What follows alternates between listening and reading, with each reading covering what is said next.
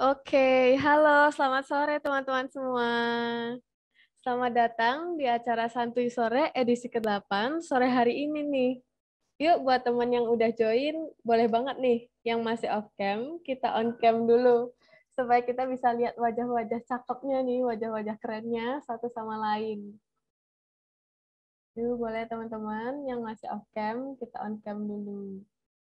Aku lihat nama-nama beberapa teman-teman nih. Ada Satria, ada teman-teman angkatan 21 juga, Maxal, Diana, Gabriel, Michael Gerald. Boleh nih teman-teman, kita on cam dulu. Supaya aku juga kelihatan banyak temennya nih teman-teman. Soalnya kalau pada off cam, rasanya aku jadi kayak penyiar radio gitu loh. Dan gak asik gitu kan. Kita mau seru-seruan bareng, santai-santai bareng di sini teman-teman. Ngobrol juga bareng sama para pembicara dan pastinya moderator yang asik banget. Jadi akan menjadi lebih asik lagi kalau teman-teman juga bisa on cam dan seru-seruan bareng kita di sini. Oke, sambil nunggu teman-teman pada on cam, kayaknya nggak afdol ya kalau misalkan aku nggak melakukan perkenalan dulu nih. Takutnya teman-teman malah pada bingung lagi. Siapa sih itu yang ngomong terus di depan tapi nggak perkenalan? Oke, kalau gitu izinkan aku untuk memperkenalkan diri ya, teman-teman. Nama aku Johanna Engkasya Rahel, teman-teman bisa panggil aku Rahel. Aku mahasiswa Desain Interior Angkatan 19. Jadi selama beberapa jam ke depan, kita akan bersama-sama ngobrol bareng di Santuy Sore, tentunya dengan tema dan topik yang sudah kita pilih sebelumnya. Ya, benar tuh. Kayak yang dibilang Pak Andi di komen, bisa on cam dulu nanti teman-teman. Nah, oke. Sebelum kita memulai acara ini lebih jauh lagi nih, teman-teman, kita biasa membuka dalam doa. Jadi untuk doa pembuka ini, boleh dipimpin oleh Ibu Shirley Natania Suhanjoyo. Kepada Bu Shirley, saya persilahkan. Oke, thank you. Mari untuk semuanya kita berdoa terlebih dahulu sebelum memulai acara. Saya pimpin dengan iman Kristiani, untuk yang lainnya bisa mengikuti dengan keyakinan agamanya masing-masing. Baik, kita mulai. Bapak, terima kasih kami boleh berkumpul bersama di acara Santo FSRD hari ini. Kiranya apa yang kami dengarkan melalui para pembicara hari ini dapat menjadi berkat untuk kami, inspirasi dan ilmu serta semangat baru untuk kami semuanya, untuk FSRD dan juga Universitas Kristen Maranatha. Terima kasih Tuhan, kami berdoa dan juga mengucap syukur. Haleluya, amin.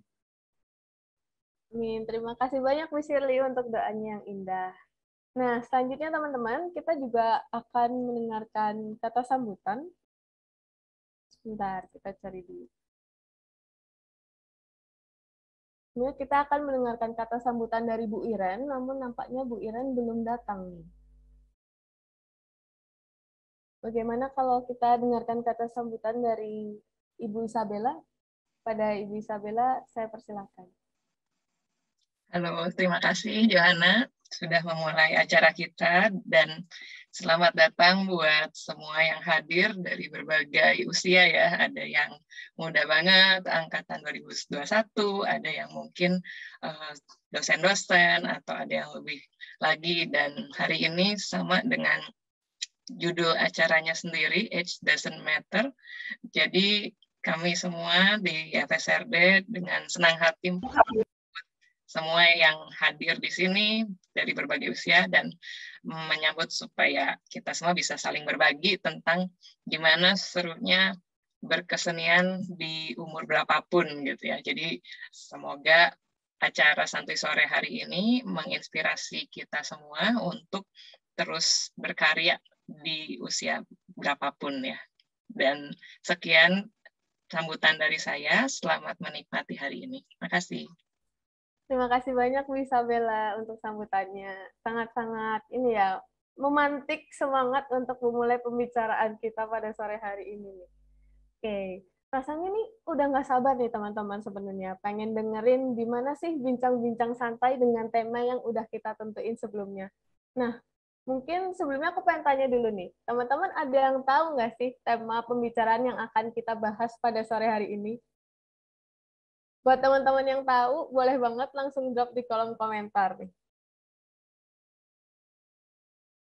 Ada tidak?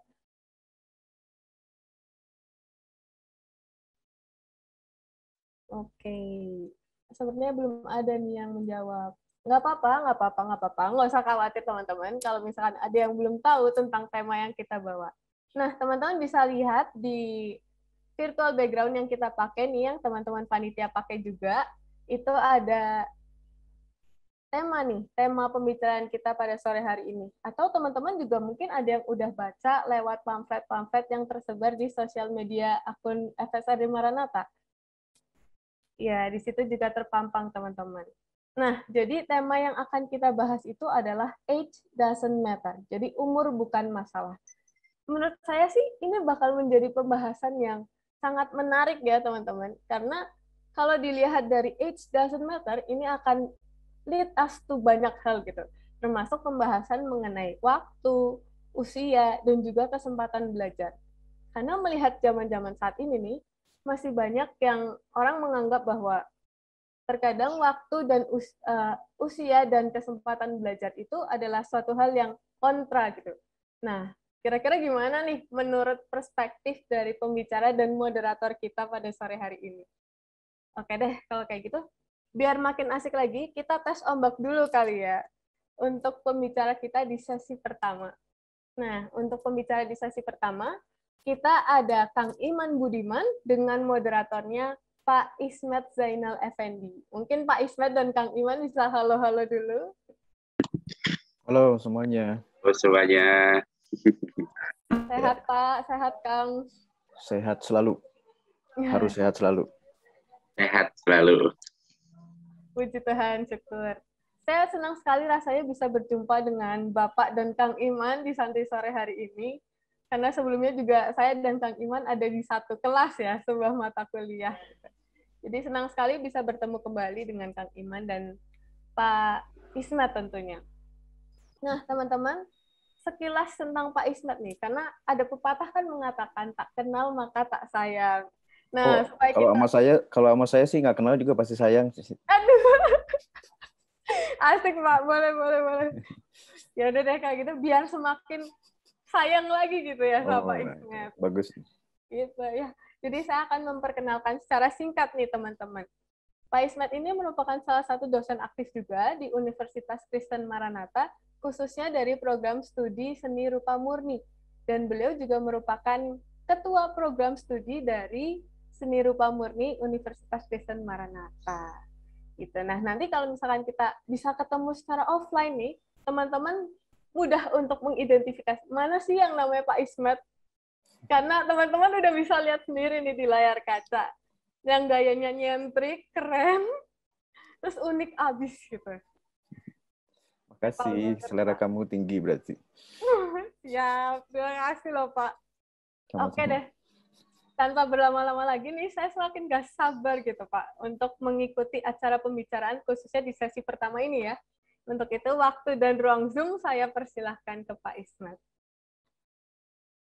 Iya, makasih. Bentar. Ya, selamat sore semuanya. Johanna, makasih ya waktu dan tempatnya. Hari ini kita sesuai konteksnya ya, santuy sore berarti memang harus dalam konteks santai gitu ya. Tapi apa yang dipaparkan nanti pasti serius sih. Sesantai-santainya akademisi ya pasti serius. Ya, hari ini kita akan mendengarkan paparan dari mahasiswa saya ya saat ini yang aktif, namanya Iman Budiman. Ini adalah sebelum kuliah dia udah jadi seniman sebenarnya Iman ini. Beliau adalah aktivis ya di lingkungannya di Kampung Jelekong. Kalau ada yang nggak tahu, Kampung Jelekong itu adalah kampung di mana lahir seniman-seniman tradisi ya di Bandung, Kabupaten Bandung ya, Man ya. Itu mungkin teman-teman pernah tahu Asep Sunandar Sunaria ya dari kelompok Giri Harja gitu. Itu dalang wayang golek. Nah, itu adalah orang tuanya Iman ini. Kalau nggak salah pamannya ya, Man ya. Pamannya Iman ini gitu, Asep Sunandar Sunaria. Itu fans saya dulu waktu SD juga, saya setiap malam mendengarkan tayangan wayang golek di radio dulu ya, wayang golek. Nah, Iman ini dulu saya bacakan aja ya, ini CV-nya, sekolah SD-nya di SDN Cangkring 4 ya. Lalu SMP-nya di SMP Negeri 1 Bale Endah. SMA-nya di SMA Negeri 1 Ciparai. Ya. Oke. Lalu sekarang sedang menggeluti kuliah di program studi seni rupa murni ya, Fine Arts Department di Maranatha gitu. Ini juga Iman aktif ya menjadi presenter, salah satunya di presenter seminar Artifak ya di ISBI, lalu di International Forum of Maritime Spice Trading Routes and Culture Encounter in Indo-Pacific 2021. Ya. Slide berikutnya. Masih ada? Oh, udah. Ya itu udah cukup menjelaskan ya. Iman ini bukan masuk Maranatha memang sesuai judulnya ya. Umur nggak penting gitu lah kasarnya ya. Judul pertemuan kita hari ini kan umur tuh nggak penting sebenarnya untuk berkreasi, apalagi ya. Dalam konteks seniman tuh kemarin saya baru aja lihat aksi Ibu Cucu. Ibu Cucu tuh alumni seni rupa murni juga, itu di Selasar Sunario bikin live painting ya, bikin kaligrafi China secara ekspresif gitu, kolaborasi dengan Pak Naryo. Itu kuasnya segede gini nih si gagangnya itu. Jadi kalau saya mungkin nggak kuat itu menggerakkan kuas itu ya. Tapi Bu Cucu di usianya yang 80 tahun masih berkarya dan baru lulus S3. Artinya kan memang umur itu nggak penting gitu. Sesuai judul hari ini gitu. Nah, kita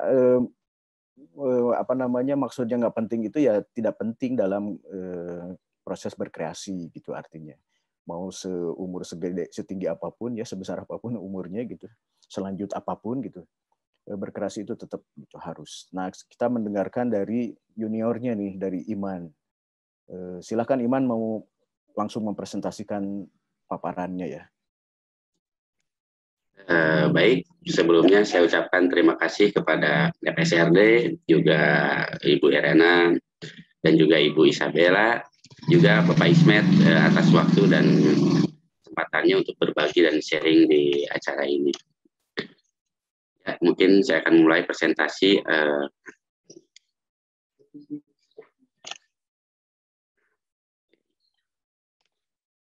Next.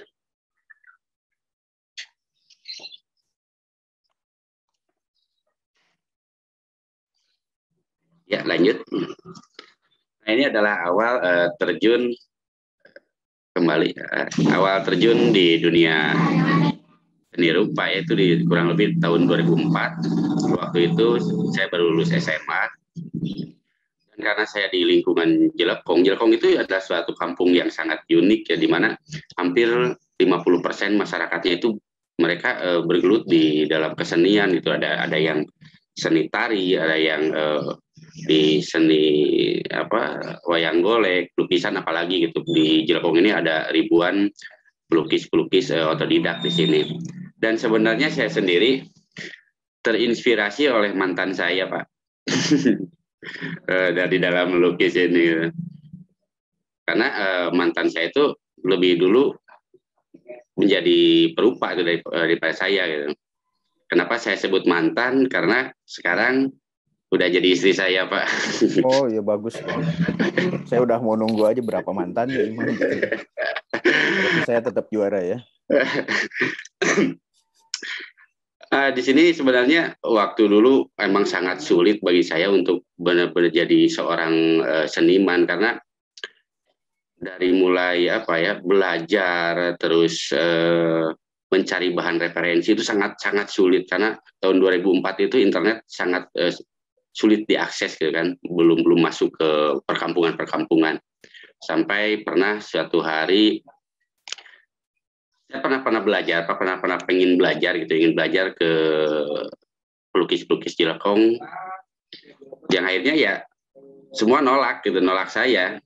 Nggak ada yang mau nerima saya jadi murid mereka gitu. Padahal saya bawa uang untuk belajar. Saking sulitnya belajar di Jelekong, karena waktu itu lukisan itu menjadi primadona gitu, menjadi suatu hal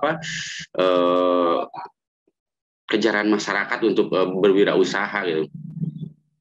Dan di sana ya saya sadar gitu dengan diri saya sendiri, kan bukan tanpa alasan sih sebenarnya masyarakat di sana menolak saya, karena waktu muda dulu emang saya anak yang bahasa Sundanya itu bangor, Pak.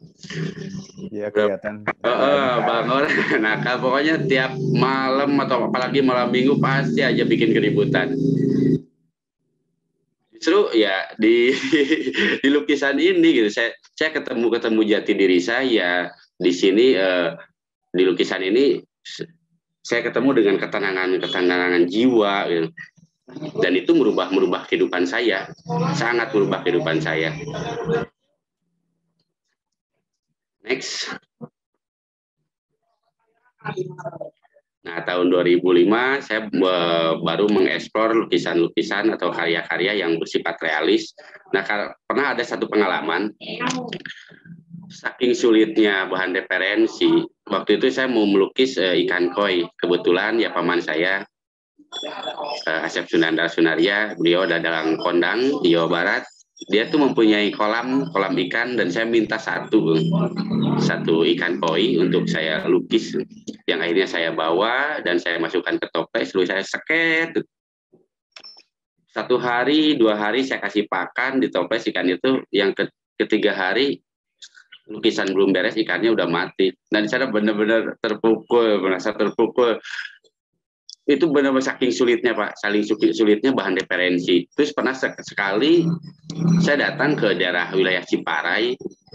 Di sana tuh ada pasar atau terminal yang banyak delman. Saya datang ke sana sengaja hanya untuk bikin sket kuda. Saya diem di terminal, ya mungkin kusirnya tuh yang anggap aneh-aneh. Saya itu anggap aneh-aneh, ini anak gimana seharian gitu diam di depan kuda, kasep-kasep, Pak, kayak melong banget kuda gitu. Itu pengalaman saya itu terjadi waktu itu, benar-benar sangat sulit untuk sebuah referensi. Next. Oke. Nah, ini di Jelekong karya-karya saya ya dekat sekali dengan lingkungan saya, pewayangan. Nah, ini dengan judul Gaya Perbangsa, menceritakan cerita pewayangan di mana Gatot Kaca gugur di tangan Karna. Next.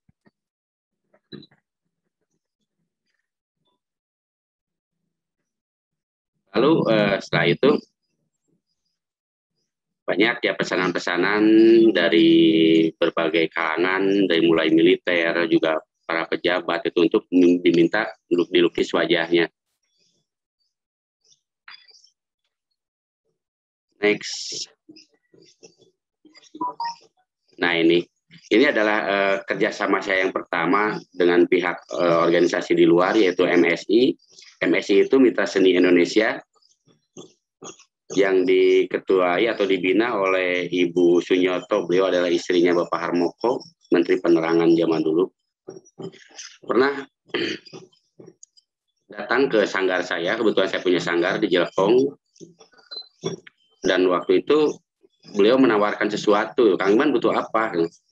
Karena melihat situasi dan kondisi di Jelekong waktu itu emang lagi menurun Pak, karena keamanan nasional. Karena lukisan di Jelekong itu pasarnya sebenarnya kebanyakan di tempat-tempat pariwisata gitu, seperti Bali, terus Jakarta, Medan, ya di tempat-tempat titik-titiknya itu di tempat pariwisata. Jadi ketika keamanan nasional ada goncangan, itu juga ada imbas ke lukisan di Jelekong. Seperti satu contoh gini, dulu ada kejadian bom Bali 1, bom Bali 2, itu sampai kurang lebih 1,5 tahun itu nggak ada pemasaran ke Bali. Nah waktu itu MSI datang ke Jelekong itu pas ada kasus pemboman di mana tuh? Di Sarinah Jakarta. Dan itu pun berdampak ke pemasaran lukisan di Jelekong. Lalu MSI datang ke sanggar dan menawarkan sesuatu. Saya bilang, saya nggak butuh uang, dan yang saya butuhkan adalah bahan baku untuk menyuplai para pelukis-pelukis di Jelekong gitu, karena ya dampaknya sangat keras sekali gitu ketika ada pemboman di Jakarta itu. Yang akhirnya saya beli bahan baku untuk 100 orang pelukis dan diberikan secara cuma-cuma. Lalu tahun kedua pihak MSI datang lagi, Kang Iman butuh apa lagi? Nah di sini justru Pak, bahwa di Jelekong itu kan kebanyakan otodidak, dan terus Jelekong ini udah dicap jadi tempat pariwisata gitu tahun 2010 oleh pemerintah daerah, yang akhirnya media pun berdatangan, informasi menyebar, terus wisatawan pun ya berdatangan ke Jelekong. Nah di sana ada yang ironis gitu. Ketika banyak wisatawan yang datang ke Jelekong, mereka ngerti tentang seni gitu. Terus berdialog dengan para seniman-seniman yang otodidak. Misalnya satu contoh gini, Kang tolong dong lukisin impresionis ataupun aliran romantisme. Nah si para seniman di Jelekong itu mereka diem gitu. Apa itu gitu, asing gitu. Telinga mereka itu asing. Yang akhirnya ya saya kepikiran untuk menyekolahkan 20 pelukis di Jelekong ke Selasar Sunario waktu itu, ke ITB. Dan akhirnya terjadi, kita ngadain program lokakarya dan juga residensi sebanyak 24 orang. Saya kirim ke Selasar Sunario untuk dididik secara teori di sana, karena ya udah menjadi kebutuhan ya. Dan itu pun ya banyak pengalaman di sana tentang pentingnya sebuah teori ya. Nggak hanya skill ya. Next.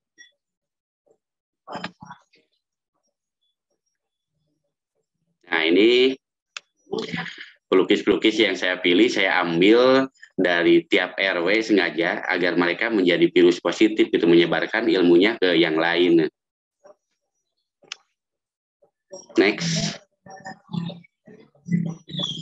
Nah ini adalah karya saya di Selasar Sunario. Waktu itu selama 3 hari atau 4 hari, kurang lebih 4 hari lah, 4 hari saya ditelepon Pak Sunario untuk melukis bareng-bareng di sana, dan ya beliau menemani itu selama berproses. Kita banyak berbicara, kita banyak berdiskusi tentang seni, dan alhamdulillah waktu itu lukisan yang pertama laku di pembukaan pameran di Selasar Sunario ya lukisan ini. Next. Ya, Mungkin segitu pemaparan dari saya, dan ini adalah karya-karya sudah saya masuk kuliah. Ini adalah harimau, di mana sebenarnya pasar lukisan harimau sangat tinggi sekali di Jelekong. Dan mungkin ya ada kedekatan secara emosional tersendiri kayaknya orang Sunda dengan harimau, tentang keseliwangiannya, karena kalau di Kirata, kan bahasa Kirata orang Sunda itu bilangnya maung. Maung itu artinya manusia unggulan. Next. Dan setelah kuliah sebenarnya objek-objek yang saya lukis tuh lebih luas gitu. Kadang-kadang apa yang ada di lingkungan saya respon gitu. Semua direspon, termasuk hal-hal kecil ini. Saya melihat anak saya tiap hari mintanya goreng telur setengah mateng, yang akhirnya saya kepikiran buat melukis hal-hal yang sesederhana ini gitu. Next. Nah, ini adalah lukisan pesanan dari kolektor. Beliau mengabadikan perjalanan pariwisatanya di negeri bambu dan minta dilukis. Dan ini hasilnya. Next.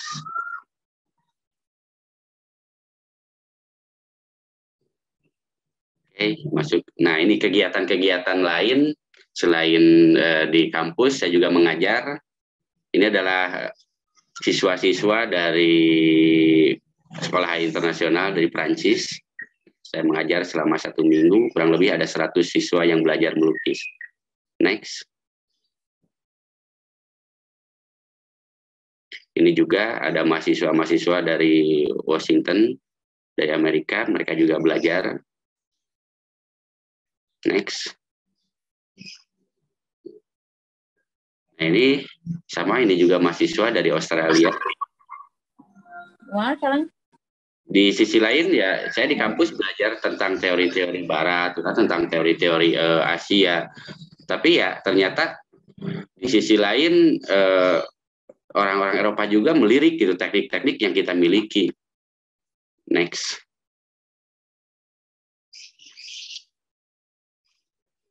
Ini ada beberapa profesor dari Korea yang penelitian di tempat saya di Sanggar. Next.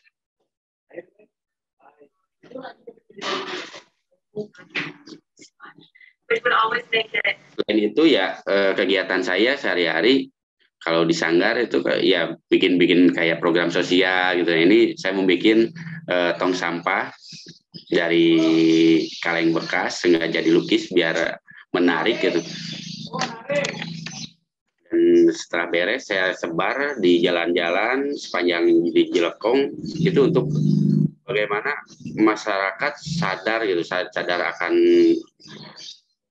kebersihan. Next.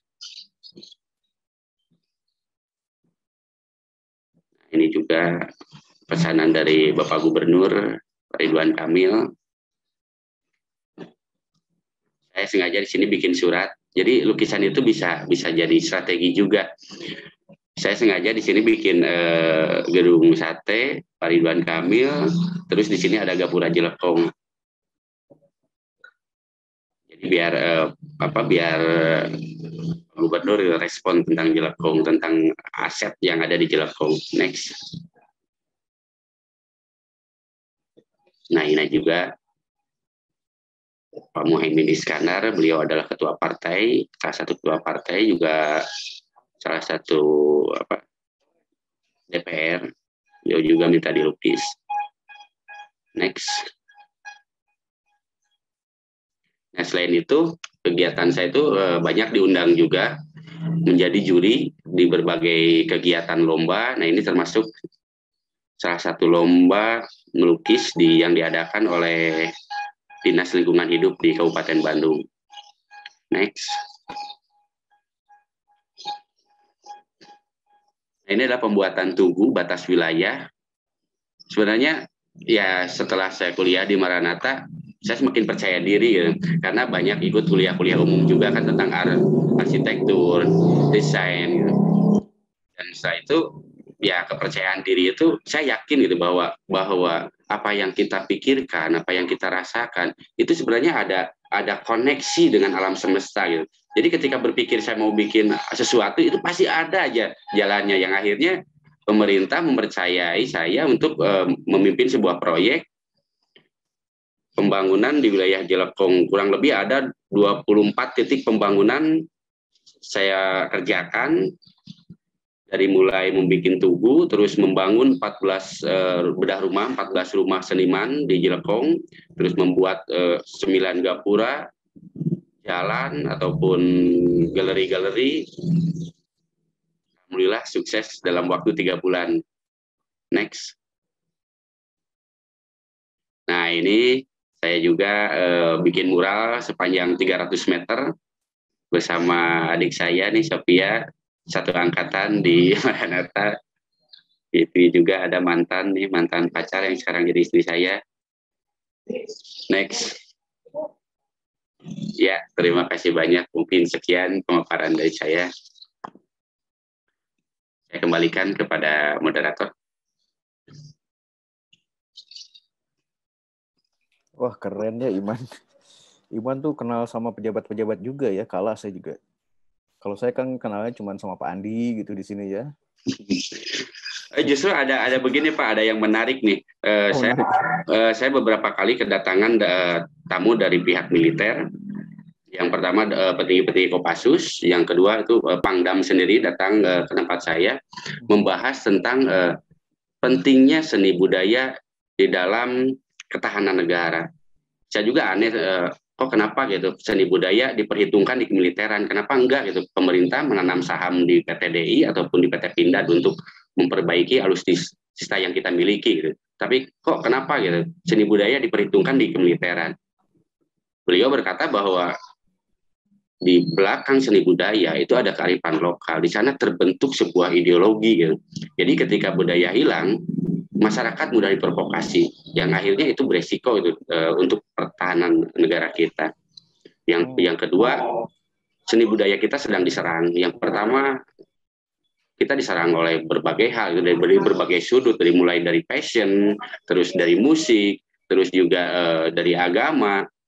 Tidak sedikit gitu kan agama-agama impor yang datang selalu mengharamkan atau membid'ahkan berbagai kegiatan-kegiatan seni budaya yang ada di kita, dan itu bentuk serangan, dan pihak militer sendiri sangat merasa khawatir gitu.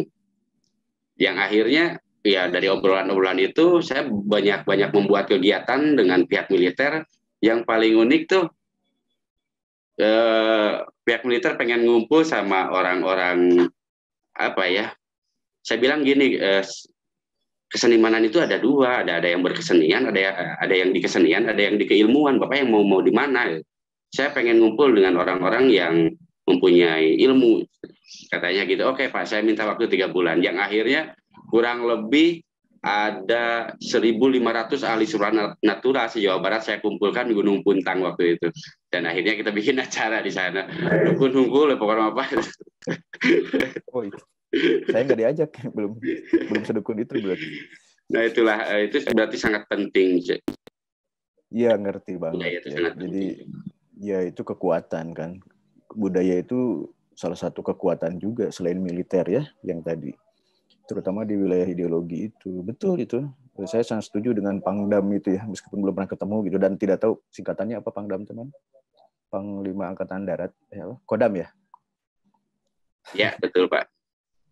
Ya, tadi saya sangat menarik ya paparan dari Iman gitu, dari seorang pelukis otodidak ya. Waktu itu ada kesempatan untuk bisa kuliah di Maranatha dengan beasiswa Maranatha Peduli ya kalau nggak salah Man ya. Nah ya, itu betul. Tujuannya sangat mulia karena Maranatha juga punya kepedulian itu, Iman punya interest gitu ya, sehingga klop tuh. Nanti suatu saat kan ketika Iman jadi sarjana lalu menyebarkan ilmu seni rupa di Jelekong, nanti orang-orang Jelekong jadi punya pencerahan deh, punya suhu sekarang gitu, sarjana seni Iman gitu ya. Ini ada Bu Yana, saya lihat dari tadi nih, senior saya nih. Dosen senior. Apa kabar Mbak Yana? Ya, mungkin bisa saya simpulkan bahwa iman ini kalau dikaitkan dengan konteks age doesn't matter, berarti iman ini tidak punya alasan gitu ya untuk tidak belajar meskipun usianya bukan lagi usia lulusan anak SMA seperti yang lain gitu. Nah ini poin utamanya di sini. Dan iman ternyata lebih percaya diri tadi ya. Ini catatan pentingnya itu, bahwa iman lebih percaya diri gitu ya, berkreasi ketika sudah menjadi mahasiswa seni rupa di akademik ya, dalam hal ini seni rupa murni Maranatha. Mungkin itu poin pentingnya. Itu aja mungkin ya presentasi dari Iman. Saya kembalikan lagi ke Yohana. Terima kasih. Oke, terima kasih Pak Ismet dan Kang Iman. Ya, sama-sama. Sharingnya keren parah sih Kak itu. Karena aku lihat sharing-sharing slide-slide-nya pun juga kayak, wah kalau orang Bandung bilangnya alus pisan. Setiap gambarnya juga alus pisan. Dan ternyata memang dengan ini terbukti ya bahwa art itu bisa masuk ke berbagai bidang. Oke, keren banget sih Kak. Thank you. Dan pasti, aku juga yakin pasti teman-teman dapat sesuatu yang bisa dipetik dari pembahasan antara Pak Ismet dan juga Kang Iman. Oke, tapi tenang teman-teman, kita nggak cukup nih cuma sesi satu aja. Kita masih ada sesi selanjutnya, yang mana sesi kedua, dan tentunya dengan pembicara serta moderator yang nggak kalah menarik, nggak kalah hebat, nggak kalah unik, dan pastinya luar biasa banget nih. Boleh nih kita tes ombak untuk sesi kedua. Untuk sesi kedua ini, moderatornya ada Ibu Isabella Istiqraya Andreas. Boleh, Bu Bella, halo-halo dulu. Ya, halo semuanya, selamat sore. Oke, dan juga ada pembicara yang sangat inspiratif nih teman-teman. Ada Tante Sally. Halo Tante Sally. Halo, selamat sore. Sehat-sehat ya Bu Bella dan Tante Sally. Terima kasih. Senang sekali saya juga bisa berkenalan langsung dengan Tante Sally dan bertemu kembali dengan Ibu Bella pada sore hari ini. Nah, teman-teman, tanpa berlama-lama lagi nih, kita akan melanjutkan keseruan kita untuk berbincang bersama ya, khususnya di sesi 2 ini dengan Ibu Bella dan Tante Sally. Untuk itu, kepada Bu Bella, saya persilahkan. Ya, makasih Johanna, dan halo lagi Tante Sally. Halo. Panggilan kesayangan semua ya. Terima kasih. Iya, pasti banyak nih yang hari ini mau kangen-kangenan sama Tante. Iya, udah lama sekali. Sudah banyak, ada dosen-dosen, dan mungkin ada teman-teman juga ya, yang seangkatan, dan sebagainya. Nah, sebelum kita ngobrol lebih jauh, saya mau memperkenalkan dulu Tante Sally. Kalau nama lengkapnya tuh Reticelia ya, dan dulu saya waktu Tante Sally di Maranatha saya belum ketemu, tapi malah sempat mendengar namanya ya dari misalnya obrolan teman-teman dosen, kemudian kebetulan waktu masih saya bantu di fashion design di D3 Seni Rupa dan Desain, pas ada acara bareng APPMI, kalau nggak salah saya sempat lihat, wah ada pelantikan, ada Reticel, ya kayaknya kenal nih namanya. Dan memang salah satu alumni kebanggaan Maranatha juga nih ya. Nah, saya mau bacain dikit, ada beberapa pengalaman dari Tante Sally dalam bidang pendidikan. Salah satunya yang waktu dulu pertama kali sebelum kuliah di Maranatha, di Susan Budiarjo, yang bergerak di bidang konveksi, fashion seperti itu ya. Kemudian tahun 2003 sampai 2007 masuk kuliah di Seni Rupa Desain Maranatha. Kebetulan waktu itu karena memang belum ada konsentrasi fashionnya ya, jadi masih masuknya di S1 Desain Interior. Lalu mulai 2010 kembali aktif di bidang busana, dan setelah itu menjadi anggota ya di banyak juga ya tentu ya, 3 asosiasi. Ada Ikatan Perancang Busana Muslim Indonesia, Ikatan Perancang Busana Muslim, kemudian Asosiasi Perancang Pengusaha Mode Indonesia, dan Indonesia Fashion Chamber juga. Dan sekarang masih aktif dengan brand fashionnya. Ini bacanya ABEPMOI, bukan? ABBMOI. ABBMOI, oke. Dan Reticel ya, berarti ada 2 brand ya Tante ya? Iya. Oke, dengan fashion desainnya yang casual dan elegan, dan memang terbukti nih ya dari tampilannya, keren banget nih Tante. Malu kita. Ya, oke. Dan mungkin itu pengenalan singkatnya sebelum kita lihat karya-karyanya pas kuliah dan waktu lulus, kita mungkin ngobrol-ngobrol dulu ya untuk ngobrol-ngobrol soal perkuliahan nih. Bukan di ospek nih Tante, tapi kita nyari. Bentar. Baterainya habis. Oh ya, oke. Baik. Ya, hari ini kita akan lebih banyak ngobrol-ngobrol. Ya. Itu boleh sambil charge baterainya Ya. juga. Bentar. Ya, mungkin sambil kita menunggu, kita akan share sedikit ya. Jadi saya akan ceritakan beberapa hal tentang Tante Sally. Ya, bentar. Ininya mana? Oh, ini lepas. Oke. Sorry. Ya, kita pasti penasaran ya dengan berbagai kisah hidup dan kisah perkuliahan. Oh. Jadi bukan cuma di film Hollywood aja ya yang memperlihatkan ada bisa kuliah umur sekian gitu. Ternyata di Indonesia juga bisa nih ya, dan bisa. Itu jarang-jarang kan ya. Jadi kita pengen dengar kisahnya. Kalau dari Tante Sally sendiri dulu apa kira-kira jadi mau kuliah nih setelah usia lumayan ya? Lumayan. Waktu itu saya masuk sekolah itu usia 44 tahun. Itu 2003. Kenapa masuk ingin kuliah gitu ya? Ingin kuliah karena memang hobi saya kebetulan itu baca. Terus daripada baca gini kayaknya mendingan kuliah deh, seru gitu. Terus mencari kan di mana yang bisa usia saya bisa diterima gitu. Saya cari ke universitas manapun nggak ada. Terus nyoba nih ke Maranatha terakhir.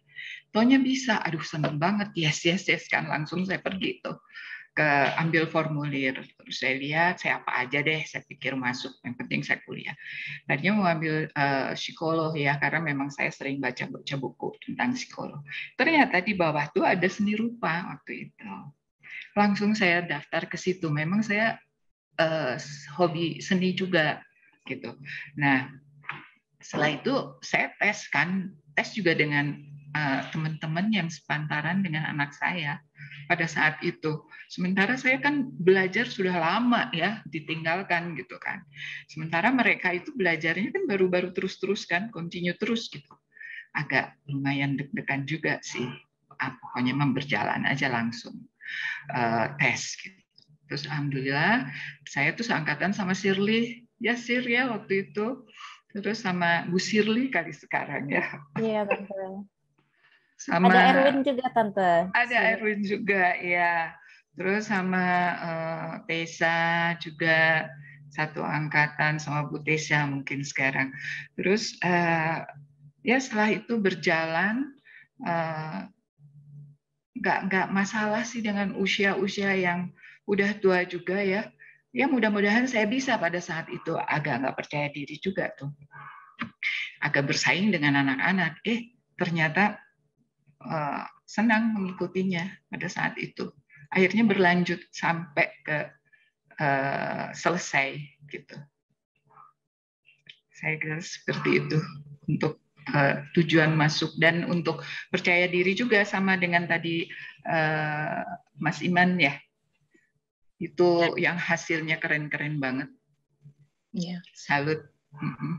Jadi ternyata berkreasi itu tidak terbatas usia ya, bisa. Ya, apalagi kalau seni itu kan hampir sepanjang masa lah.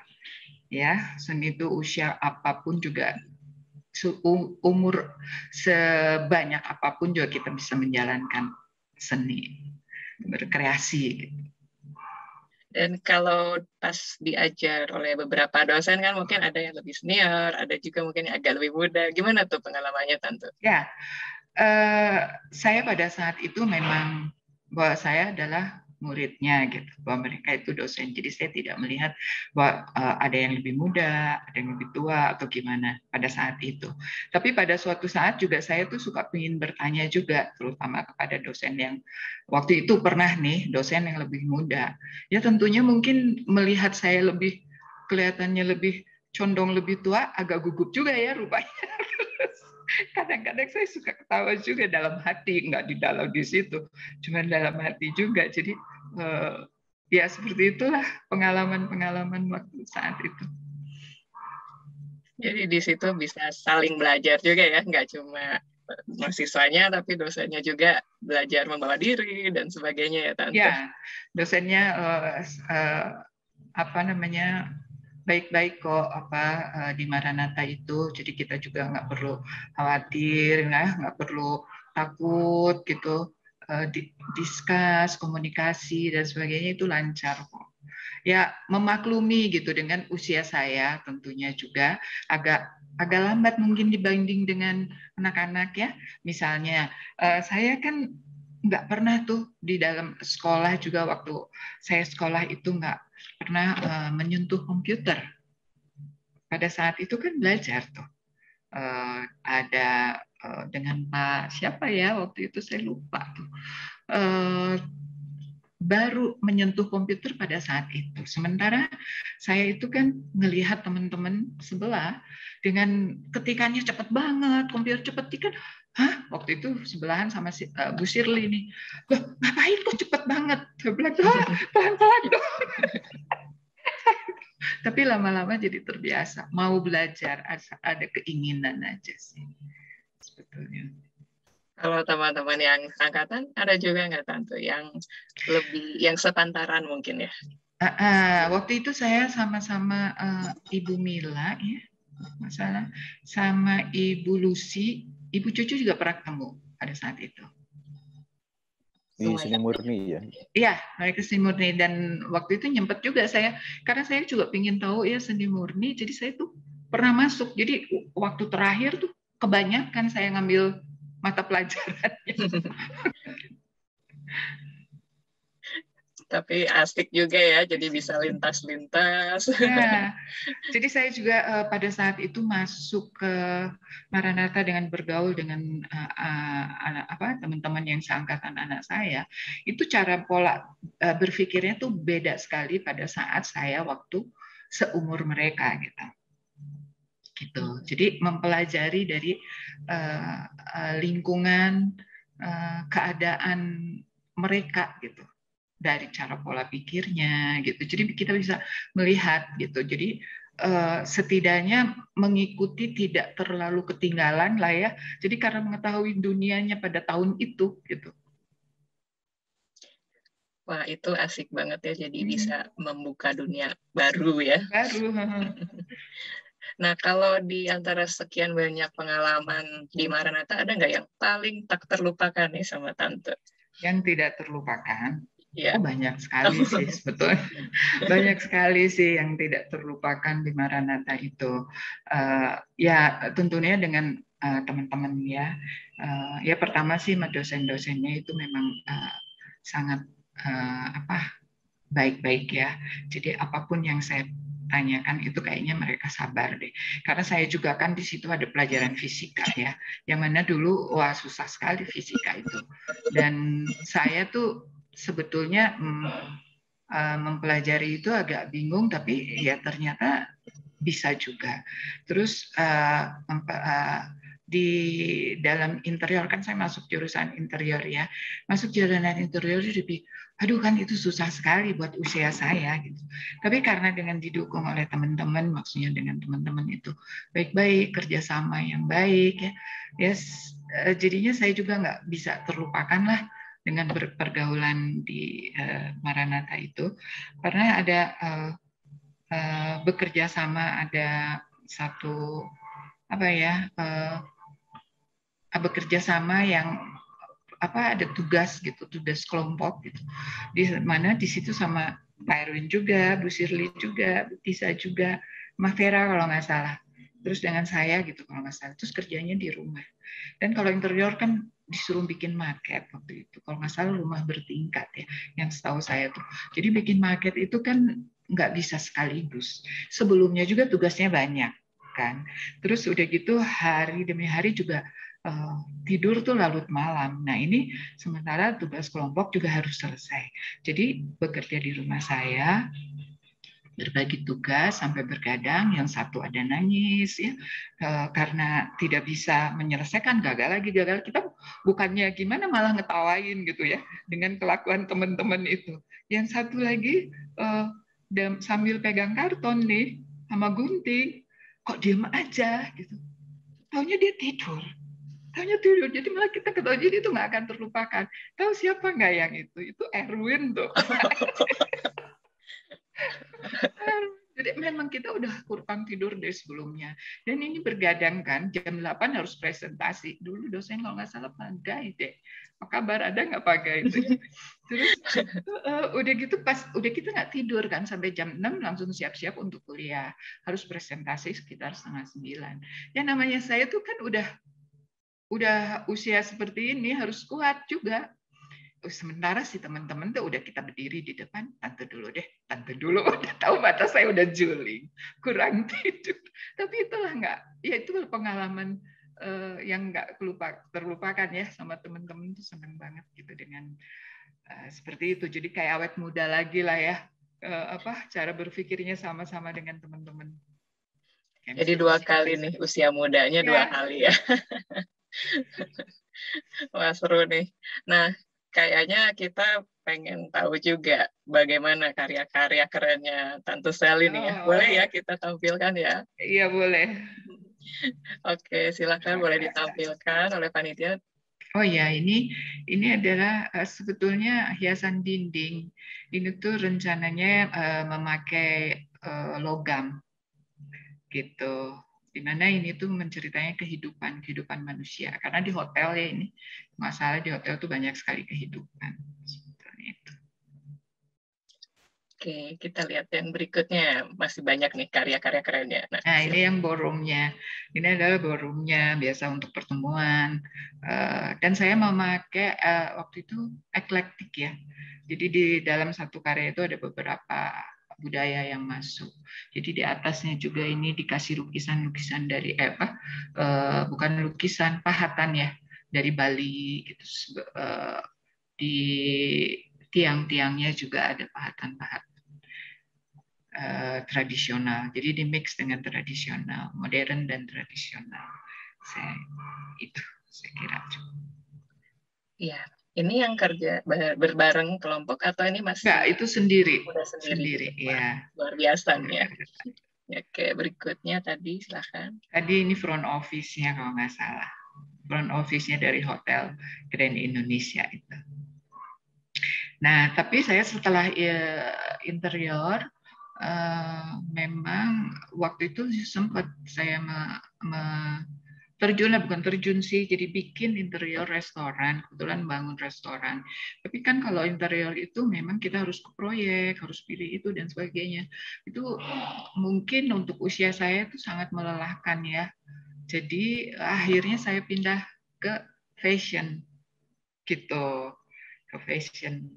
Oh itu yang tadi itu painting, melukis ya, drawing itu waktu semester 1 itu sama Pagai kalau nggak salah ini. Jadi saya frame selalu semua hasil dari sekolah itu selalu di frame.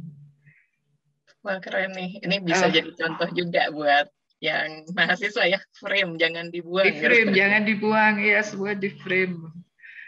Kebetulan ini hanya satu yang saya serahkan ya kemarin ya Bu. Iya. Oke, selanjutnya. Nah, ini terakhir. Ini jadi masuk ke dunia fashion ya. Ini di ini sebetulnya waktu itu saya ikut Fashion Week juga, banyak sih selalu ikut fashion show, dan ini sebelum pandemi, fashion show sebelum pandemi itu di 23 Pascal, dan kemarin juga terakhir ada tapi saya cari videonya nggak ketemu.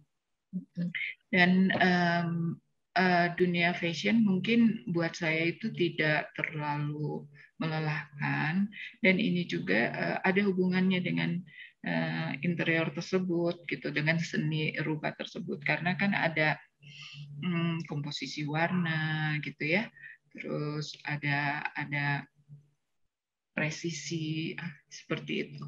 Jadi ternyata di dunia fashion ini menyenangkan juga gitu. Jadi ini juga hasil dari kuliah di Maranatha, ada kepercayaan diri sama dengan tadi Mas Iman ya, gitu. Nah, kita akan lihat nih fashion show-nya. Silahkan. Nah, ini kita nggak bisa mengingkari ya, karena pada saat ini busana Muslim itu nggak bisa, itu sangat banyak sekali terjual, dan sekarang orang-orang selalu memakai busana Muslim. Makanya saya menciptakan baju yang bisa dipakai oleh yang memakai kerudung ataupun tidak gitu, jadi fleksibel. Dengan warna black and white, itu memang hobinya saya itu black and white sebetulnya pada fashion ini, kebetulan dengan warna-warna banyaknya black and white. Modest wear gitu ya Tante ya? Iya, bisa dipakai oleh siapa aja sih, dengan usia dari umur 30 sampai usia 50, 60 juga bisa. Wah, keren nih karya-karyanya. Tadi di kolom chat juga para dosen yang dulu pernah mengajar juga udah thumbs up ya. Keren banget. Terima kasih. Malah saya terima kasih sama dosen-dosen saya yang dulu, sehingga menciptakan kepercayaan diri, dan buat teman-teman juga yang seusia saya gitu, pada saat saya masuk 44, nggak perlu malu, karena emang ilmu itu pada usia berapapun juga itu nggak memalukan, atau nggak, ya itu harus selalu kita belajar lah gitu. Jangan harus giat, selalu giat, hidup semangat lah maksud saya. Jadi saya nih sekarang juga memang usia saya juga udah punya cucu. Saya juga udah 62 tahun, banyak sekali, tapi tetap berkarya, dan jadi bergaul dengan yang muda, kan mereka juga desainer juga banyak yang muda, tentunya dari Maranatha juga ya.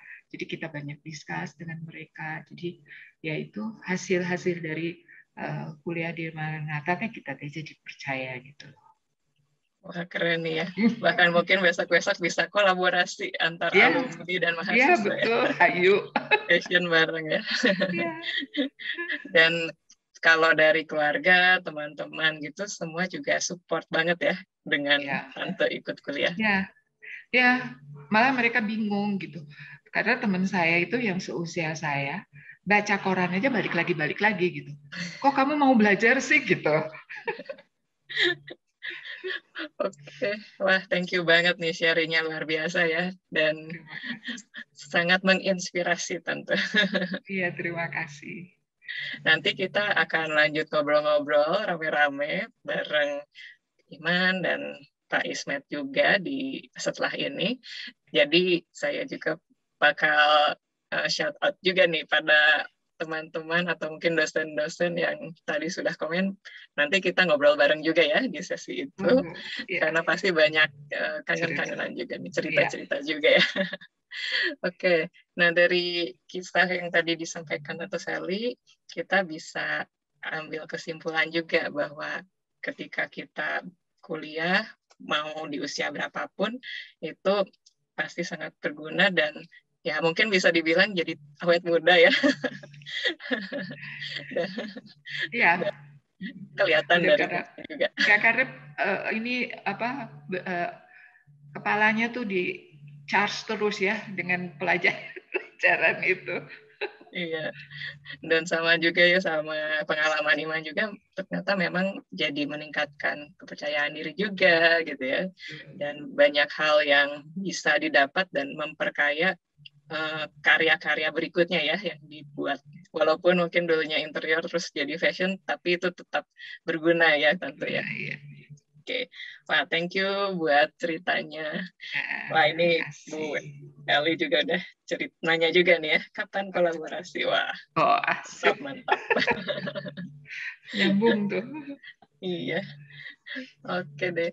Ya, saya persilahkan Yohana juga ya untuk melanjutkan cerita kita hari ini. Oke, makasih banyak nih buat Bu Sally dan Bu Bella untuk sesi keduanya yang luar biasa nih. Kalau tadi di sesi 1 kita udah dimanjakan, dibuat terkesima dengan karya-karya yang alus-alus pisan. Kalau kata bahasa saya mah apik banget gitu. Artinya bagus banget gitu. Nah, terus di sesi 2 nih semakin dikuatkan lagi nih bahwa umur tuh tidak menjadi permasalahan untuk terus belajar gitu. Justru malah bisa membuka batasan untuk saling sharing gitu ya. Nah, berhubung ini juga banyak banget teman-teman yang udah mulai join baik dari kalangan mahasiswa ataupun dari kalangan dosen. Mungkin tadi ada yang terlupa juga, sekalian perkenalan singkat kali ya tentang Bu Bella, teman-teman. Mungkin tadi ada yang menanyakan tentang moderator di sesi 2 ini. Jadi moderator kita adalah Ibu Isabella Istipraya Andreas. Beliau merupakan dosen aktif dari Seni Rupa dan Desain Universitas Kristen Maranatha, khususnya di program studi desain interior, dan beliau juga merupakan wakil dekan bidang akademik. Jadi kegiatan-kegiatan yang berkaitan dengan mahasiswa dekat sekali nih dengan Bu Bella. Itu mungkin untuk sekilas perkenalan tentang Bu Bella. Nah, oke. Selanjutnya kita akan masuk sesi tanya jawab nih teman-teman. Sesi Q&A. Siap-siap untuk didobrak dinding-dinding penasarannya. Jadi barangkali buat teman-teman yang punya pertanyaan, yang masih bergelut dengan pemikiran-pemikiran yang berkecamuk di dalam benak teman-teman, boleh banget nih langsung drop di kolom komentar untuk setiap pertanyaannya. Kapan lagi gitu kan bisa menyampaikan dan menanyakan langsung pertanyaan-pertanyaan teman-teman nih kepada pembicara-pembicara dan moderator yang luar biasa banget. Atau kalau teman-teman mau berinteraksi secara langsung, juga bisa banget teman-teman untuk raise hand, nanti kita notice dan teman-teman bisa langsung on mic untuk cerita. Itu. Jadi boleh banget ya teman-teman kalau udah ada yang muncul pertanyaan, mau di drop di kolom chat atau raise hand juga open sekali. Oh iya, mungkin tadi saya sekalian menyampaikan di awal saya sempat menyebut Bu Yana gitu. Saya pikir teman seangkatan, Bu. Mohon maaf. Itu dosen saya itu. Oh. Bu Yana itu. Mohon maaf ya, Bu. Dan Bu Yana sempat mengajar Tante Sally juga mungkin ya? Enggak. Oh, belum. Enggak. Enggak. Waktu Bu Sally enggak. Kayaknya apa saya masih... Enggak ya, belum ya. Kita sama-sama waktu di IPBN. Oh, iya. Kolega. Temen sama Bu Yana. Saya justru pengen dapat nomor teleponnya nih Bu Sally. Iya. Oh, nomor telepon saya nggak perlu, Bu Yana. Hafal. Okay. Bu Yana apa kabar ya? Udah lama sekali juga nggak ketemu. Ya. Nomor telepon. Salut sekali, berarti salut, saya senang banget. Terima kasih Bu Yana. Ini juga semangat ya, harus semangat terus ya. Harus semangat. Ya benar, age doesn't matter tuh benar. Ya kayak saya kan sekarang udah sangat tua, nggak berani nyebutin usia karena memang sudah sangat-sangat tua, tapi nggak masalah gitu. Benar-benar doesn't matter. Malah yang ada adalah kita semakin matang ya. Rasanya begitu. Dan fasenya sudah berubah. Kalau dulu kita memang ada saatnya kita bergelut, berjuang untuk mencapai eksistensi dan lain-lain, kemudian ada tahapan di mana kita harus bisa sharing. Akhirnya kan keberhasilan seseorang tuh diukur dari itu ya, dari bagaimana kita bisa memberi untuk yang lain gitu. Jadi tahapannya itu akan seperti itu kayaknya ya berarti ya. Iya. Berbagi harus at the end memang kita harus mau berbagi. Pada saat lihat orang lain murid kita berhasil tuh satu kebahagiaan nggak terukur gitu kayaknya. Thank you, thank you. Ya, nanti nomornya ya, Bu Yana. Ya, sip. Terima kasih Bu Yana apresiasinya. Kalau Bu Yana Bu, saya percaya. kolaborasinya.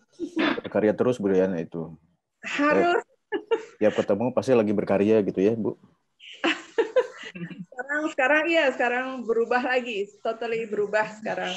Tapi ya harus semangat terus. Kalau enggak kita aja lelah sendiri kitanya, jadi bosen dan lain-lain. Iya, betul, Bu. Ini mungkin saya mau, sebelum ada yang nanya yang lain ya, ke Iman sama sekalian sama Bu Sally ya. Nggak apa-apa ya Bu Bella ya, buat memantik diskusi aja gitu.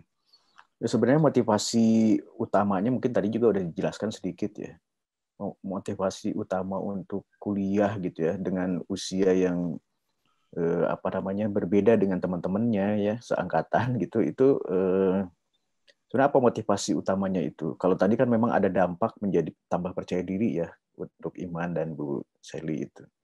Tapi waktu sebelum masuk nih, kita awalnya kan tiba-tiba jadi mahasiswa gitu dan mengikuti segala bentuk tahapan ya layaknya mahasiswa aja gitu. Nah itu apa motivasi utamanya gitu ya? Kalau boleh tahu, mungkin dari Iman dulu boleh sama Bu Sally dulu. Silahkan. Yang pertama sih sebenarnya rasa haus akan keilmuan sih sebenarnya. Karena ya semua yang saya pelajari di kampus itu ya nggak ketemu gitu, di lingkungan itu nggak ada. Karena ya yang namanya ilmu sama dengan hal kebenaran gitu kan, sama halnya dengan kebenaran. Di sisi lain bahwa kebenaran itu hidup dan berkembang. Jadi artinya ya saya harus mengejar itu, harus menyempurnakan itu gitu. Dan ya hal yang paling saya sering lakukan adalah ini kepribadian saya sendiri, selalu menanamkan keraguan di dalam diri. Kenapa begitu? Ya karena agar keimanan kita hidup.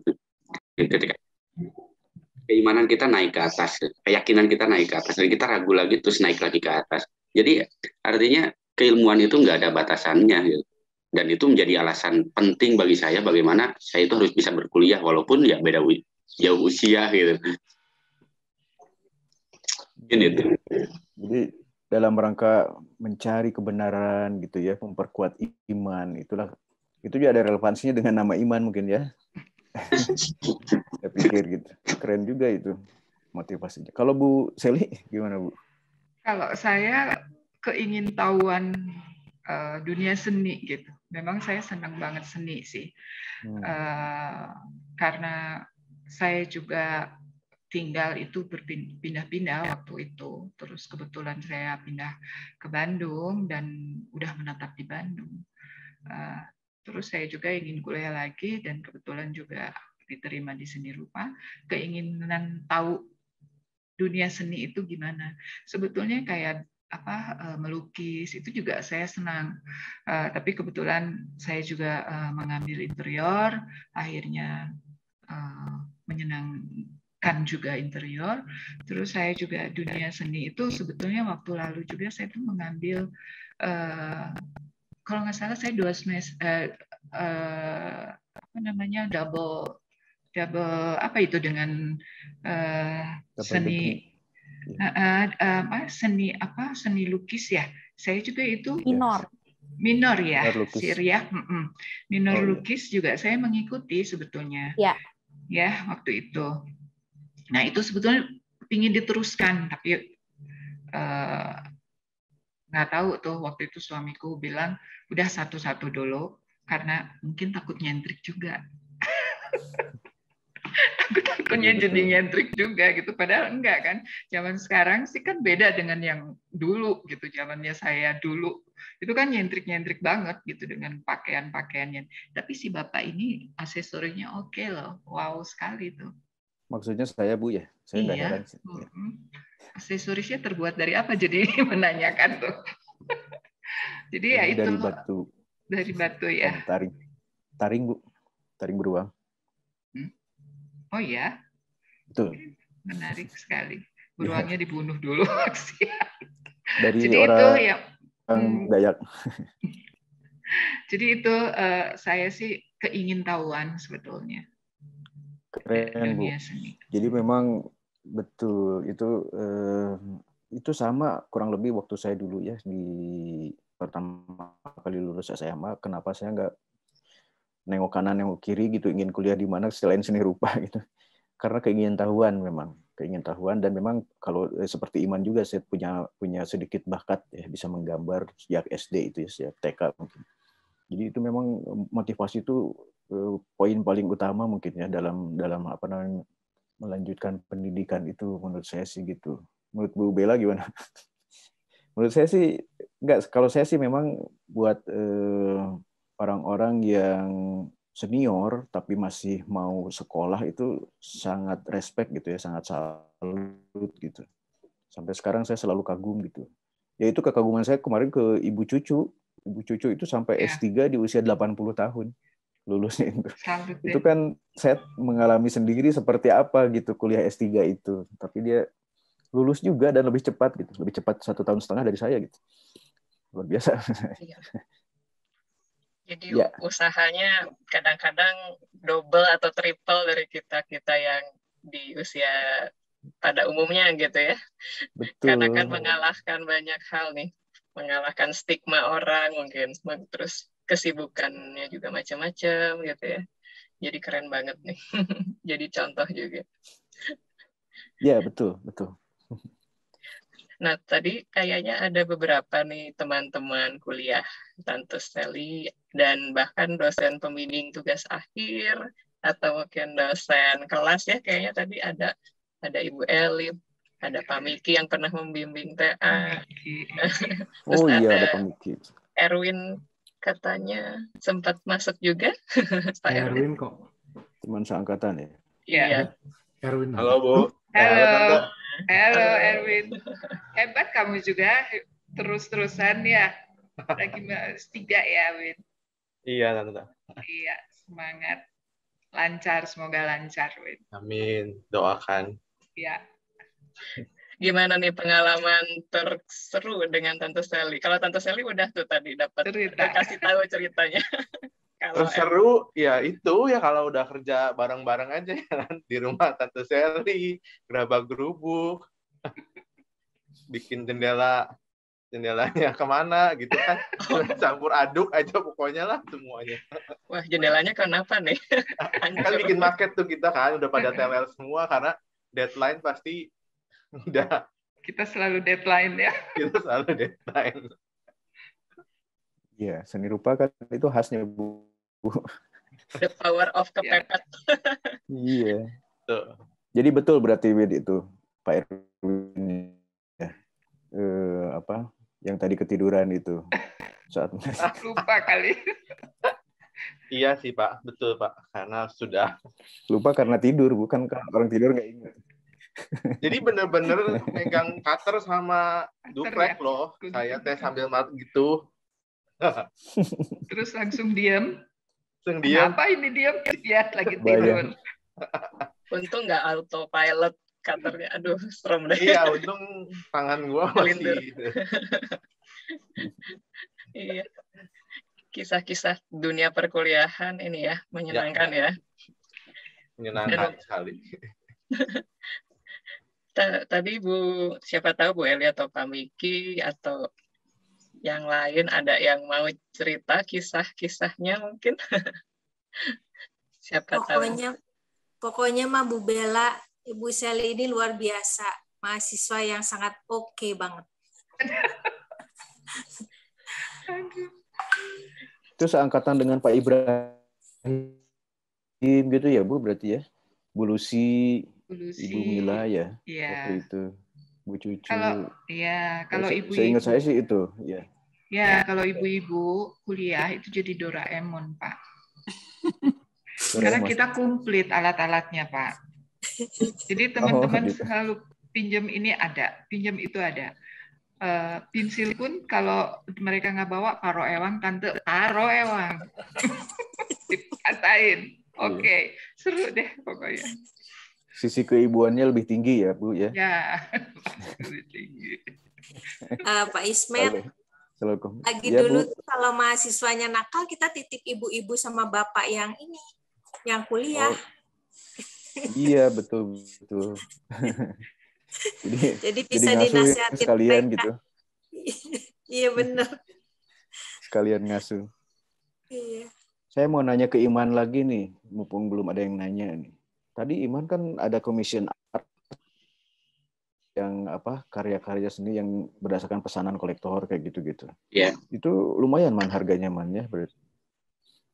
Bagaimana setelah masuk kuliah itu hal itu sedikit mengganggu atau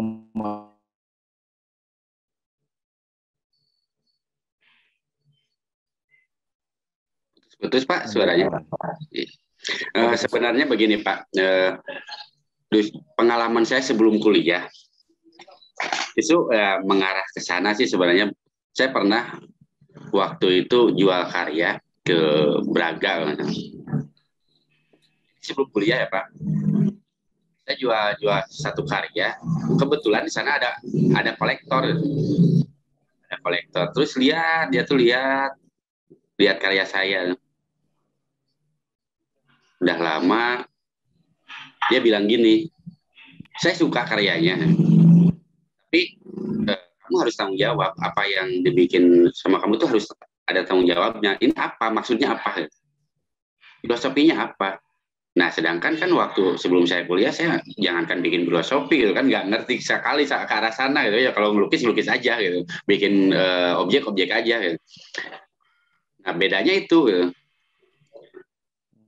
Tapi lucunya gini loh Pak, waktu itu kan ya jiwa intelijensi saya berjalan kan.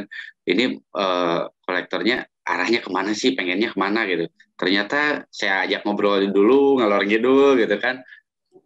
Dia tuh lebih ke mistik gitu ya. Saya jelasin aja itu secara spontan gitu di detik itu. Nah justru setelah kuliah, pengalaman atau pelajaran-pelajaran yang saya dapatkan dari ya dosen-dosen itu sangat-sangat bermanfaat sekali, bermanfaat di lapangan gitu kan.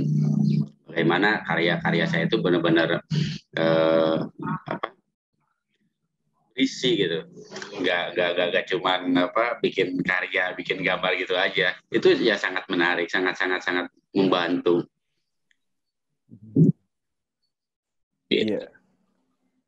Iya betul. Oh keren dong.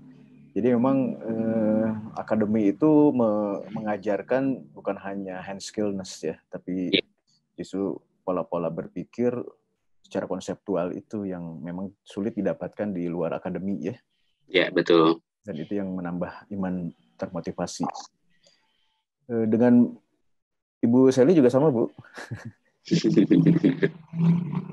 Gimana? Iya, tadi kan akademi itu memberi peluang lebih ya dari sisi konseptual gitu sebenarnya kan. Iya. Yang tidak didapatkan di luar akademi gitu, dan itu menjadi motivasi tambah motivasi ya betul, menambah motivasi dalam berkarya ya. Iya betul. Kalau di sekolah itu universitas, maksudnya di sekolah itu kan kita itu mungkin bekalnya itu selain ilmu juga kita cara berpikir yang sistematis ya. Sistematis lah gitu. Ya. Bekalnya sih. Untuk kalau kita bekerja di luar ya setelah lulus dan sebagainya, kita jadi bisa berpikir seperti itu. Jadi dulu Iman itu kalau melukis ayam, ya melukis ayam aja misalnya. Tidak ada konsep-konsep metafora, simbolik seperti itu. Nah, sekarang kan dituntut itu. Nanti kan ketemu saya, Iman, nah ngelukis ayam gitu. Saya mau pengen deh. Nah itu langsung C gitu nilainya. Dan dulu Pak, saya sempat berpikir begini loh sebelum masuk kuliah itu gimana gitu kan, misalnya kedisiplinannya atau kutu bukunya. Ternyata setelah saya masuk nggak juga gitu, nggak seperti itu. Justru di kampus itu saya merasa di rumah aja gitu, nyaman. Soalnya ya kita kita lebih ke kekeluargaan gitu, nggak ada benteng antara saya dengan dosen, begitupun saya dengan teman-teman yang lain, walaupun beda usia, saya berusaha adaptasi dan mereka welcome gitu kan, seru-seru aja, jadi artinya ya itu kesempatan apa ya, yang sangat berharga buat saya. Terus yang kedua, seolah-olah saya itu lebih ke mendapatkan kesempatan kehidupan yang kedua kali gitu, di kehidupan yang sama. Di sisi lain usia saya ya udah lanjut, terus saya harus menghadapi atau berpengalaman dengan anak-anak muda, dengan lingkungan mereka, dengan gaya mereka gitu kan. Itu asik sih sebenarnya. Jadi seru. Iya. Jadi kalau di kampus tuh bisa membantu kita untuk nyambungin hati, otak, sama tangan gitu ya. Betul sekali. Kalau di Maranatha masih nggak? MADC itu masih nggak ya? Masih, Bu. Masih ada? Aktif lagi ya. Ya, mulai aktif lagi. Nanti Oktober ada yang workshop musik juga. Karena itu rasanya penting sekali ya. Tadi akhirnya saya pikir seperti yang disampaikan oleh Kang Imam tadi. By the way, saya sangat kagum dengan karya-karyanya Mas Iman tadi, luar biasa.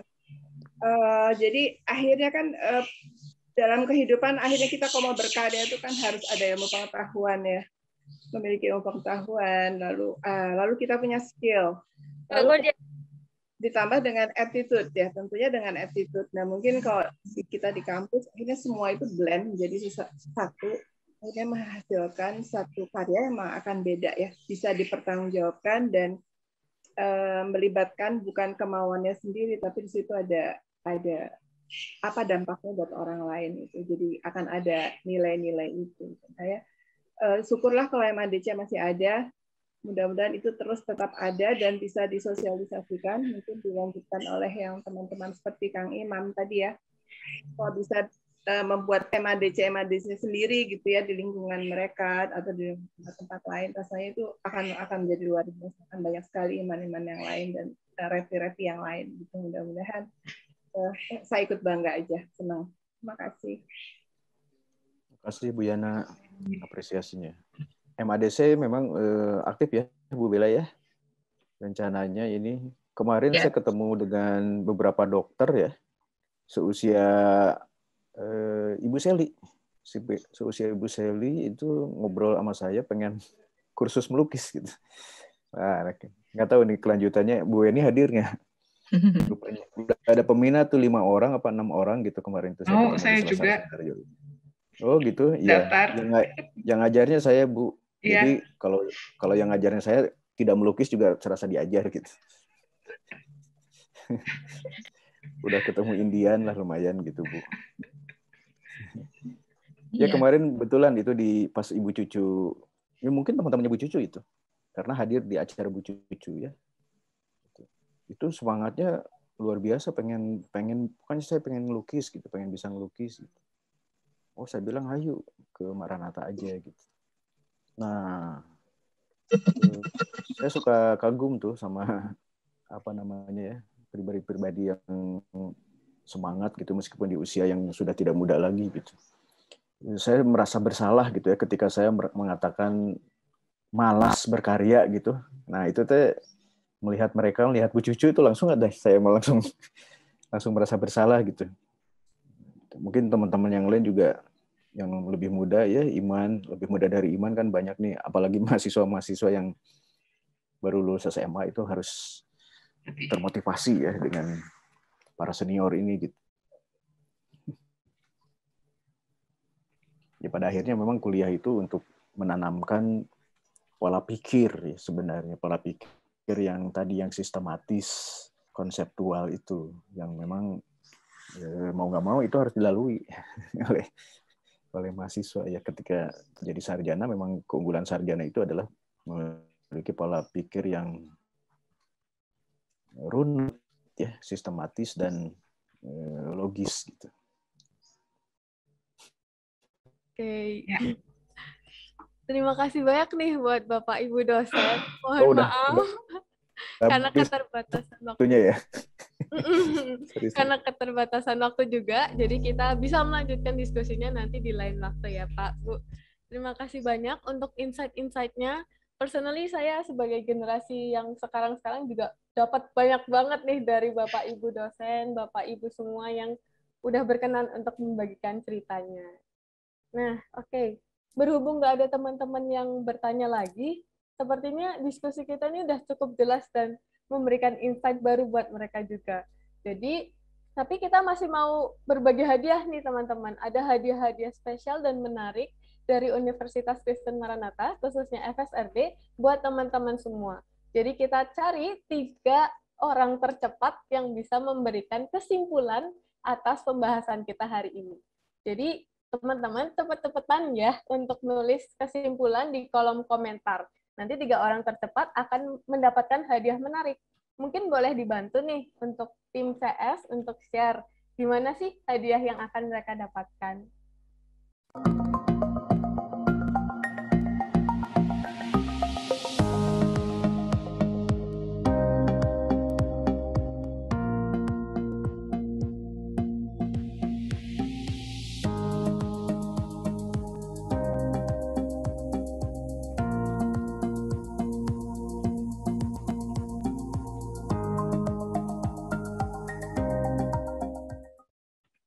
Oke, kan teman-teman bisa lihat sendiri, keren banget sih untuk hadiah tasnya.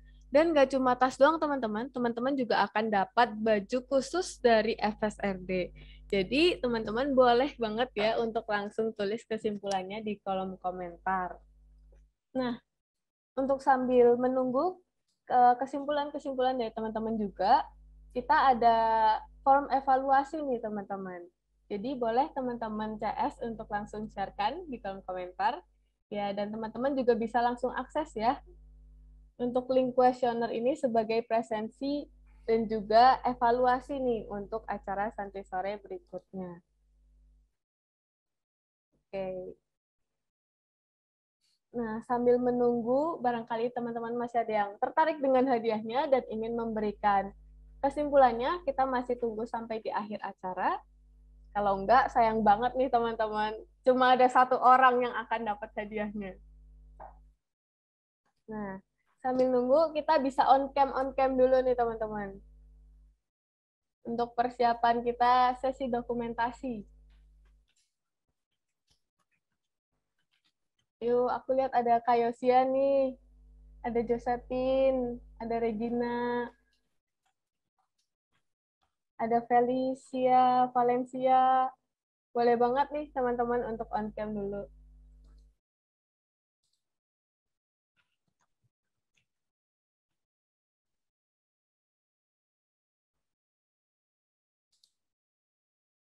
Catherine, Kristi, Eka. Karena waktu kita juga nggak banyak lagi teman-teman, kita udah ada di penghujung acara nih. Jadi sebentar kita akan tutup dalam doa, karena tadi kita juga udah membukanya dalam doa, dan kita pun akan menutup dalam doa. Nah, untuk doanya saya akan pimpin dalam iman Kristiani, jadi buat teman-teman yang beragama lain bisa mengikuti. Teman-teman, mari kita berdoa. Tuhan, terima kasih atas penyertaan-Mu sepanjang acara Santuy Sore pada sore hari ini. Kiranya Tuhan senantiasa memberkati setiap langkah kami ke depan. Tuhan berkati kami untuk menjadi generasi-generasi yang unggul, yang penuh dengan karya, dan terbebas dari hal-hal yang sekiranya merusak masa depan kami, termasuk narkotika. Tuhan tuntun kami untuk selalu berkarya, dan dalam nama Tuhan Yesus saya berdoa. Amin. Oke, terima kasih banyak nih teman-teman untuk waktu dan kebersamaan selama kurang lebih 1,5 jam.